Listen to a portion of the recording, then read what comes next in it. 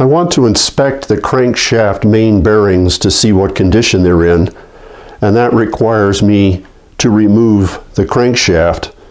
One of the first steps to do that is to remove this front bearing carrier, but I can't get that out because it's blocked by the camshaft sprocket, so I need to remove that first.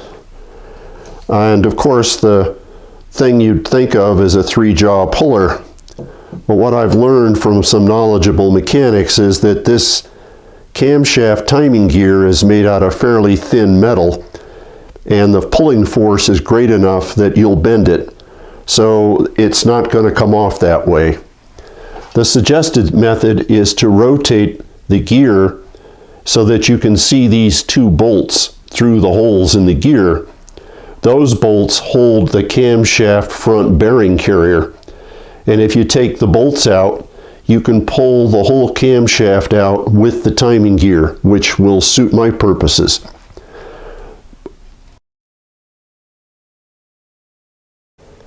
Before I remove the camshaft, I have to remove the cam followers.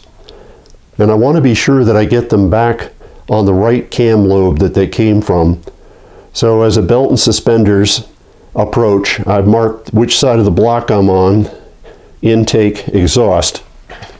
To remove them, I use a little pick, and there's a hole right in the center of the follower that I can get the pick in, and I can slide the follower out.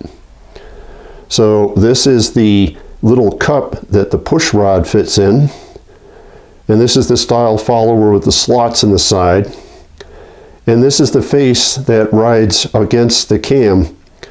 That should be absolutely like a mirror, which this one is. No pits, no scratches, no rust. And that means it's good. And it goes in its bag, right intake, so I don't make a mistake.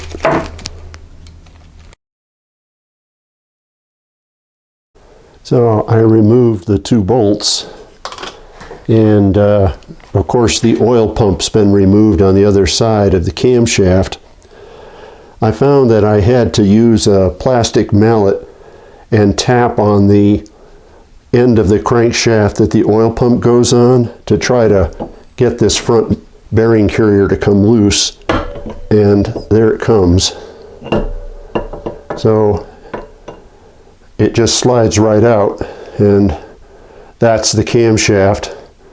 And this is the end that the oil pump was on, and this is the rear bearing surface.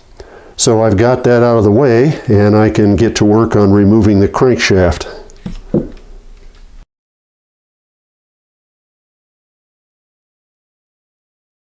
Since I'm going to heat the front engine block pretty high to 275, I want to remove the starter motor. It's held in place with a bracket and a small bolt on the front, and then there are 2 large bolts at the rear of the motor securing it to the block.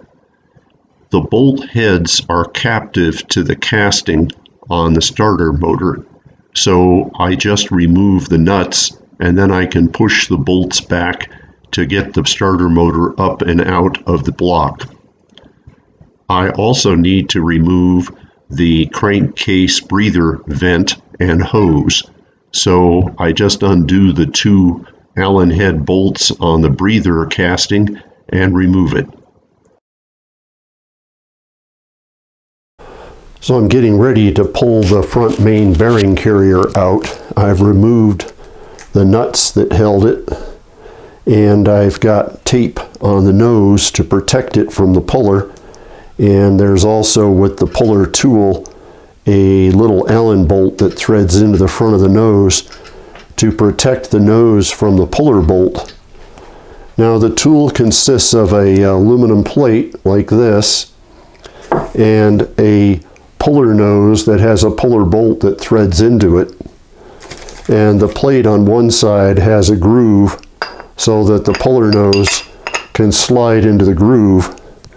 And then this goes on the crankshaft nose like that. Now there are 2 holes here bored into the front main bearing carrier, and they're tapped. So the kit comes with some bolts that will thread into those holes, and they go through the front puller plate like that and thread in, and that holds everything together. Then what I do is heat the case up to 275 degrees and then pull the front main bearing carrier. So I have the tool assembled. This is the bolt that goes into the one side of the front main bearing carrier, and then this is the second bolt in on the other side, and the puller plate and the puller nose and the puller bolt. So what I have to do is heat this case up around the main bearing carrier to about 275 degrees, and then tighten up the puller bolt and pull out the main bearing carrier. So it's beginning to come loose, and I'm just continuing to pull the carrier. There it comes. Alrighty. I got the front main bearing carrier out, and we'll take a look at it here in a second.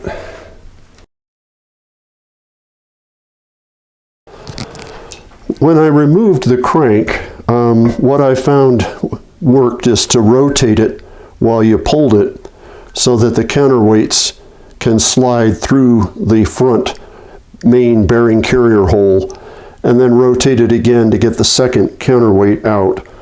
So it actually was very easy to remove once the front main bearing carrier was removed.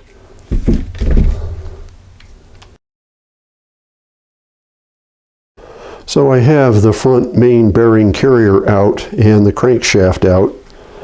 The carrier is called that because this is the bearing itself sitting in this housing. Now, if you look on the back, you'll see there's a hole here, which is where a pin goes to stake the bearing and keep it where it belongs.